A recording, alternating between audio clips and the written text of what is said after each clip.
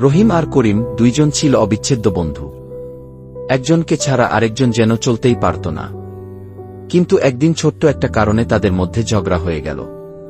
আর সেই ঝগড়ার পর তারা একে অপরের সাথে কথা বলা বন্ধ করে দিল।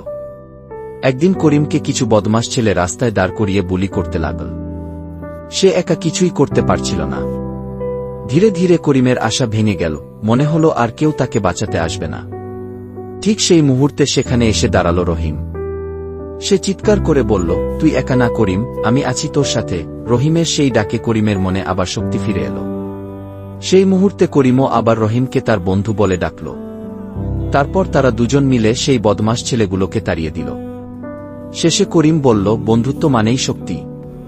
একে অপরকে কখনো ছেড়ে না যাওয়া কি, তাই মনে রেখো, বন্ধু শুধু হাসির সঙ্গী নয়, কষ্টের সময়ও সেই সবচেয়ে বড় ভরসা। লাইক, শেয়ার অ্যান্ড সাবস্ক্রাইব, বন্ধুত্বের এই বার্তাটা ছড়িয়ে দাও।